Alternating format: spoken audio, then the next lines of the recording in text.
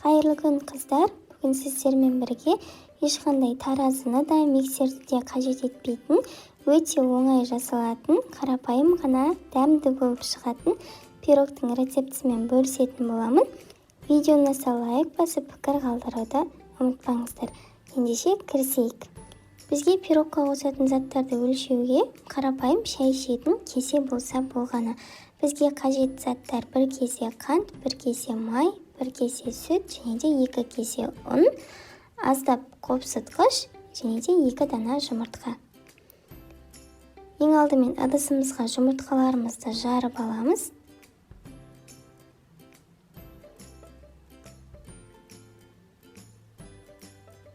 Үстінен шым-шым тұз және де қантымызды саламыз.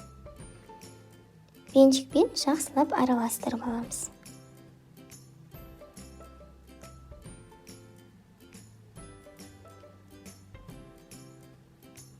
Үстінен сүтімізді құямыз.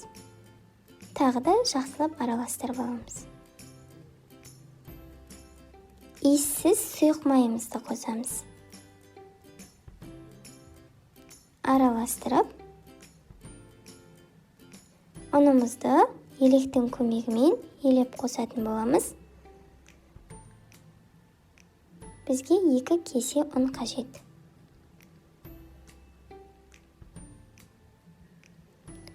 Үстінен 1,5 шай қасық қопсытқышымызды қосамыз.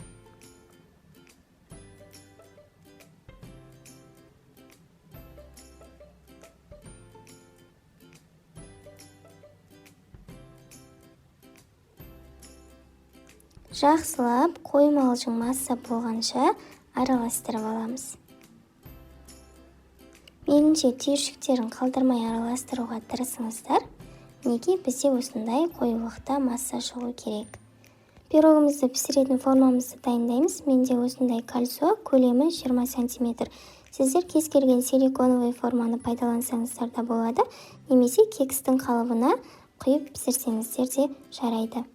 Формамызға массамызды құйып, 180 градуста қызып тұрған пешімізде 30 минут шамасында пісіріп алатын боламыз.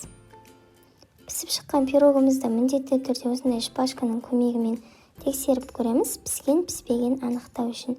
Біздің шпажкамыз құрғақ болса, демек пирогымыз дайын деген сөз. Пирогты толықтай суытып, формасынан босататын боламыз. Неге қыздар, біздің пирогымыз осындай әп-әдемі болып шықты. Үстін өз қалауларыңыз бойынша әсемдесеңіздер болады. Мен қарапайым қант ұнтақпен әсемдедім. Жасалуы өте оңай, кез келген үйден табылатын қарапайым ғана заттардан дайындалады. Бір рет болсын осы рецептпен жасап көріңіздер. Бұл рецепт сіздердің көңілдеріңізден шығады деген ойдамын. Егер сіздерге видео ұнаса, міндетті түрде лайк басып пікір қалдыра кетіңіздер. Арнаға тіркелуді де ұмытпаңыздар.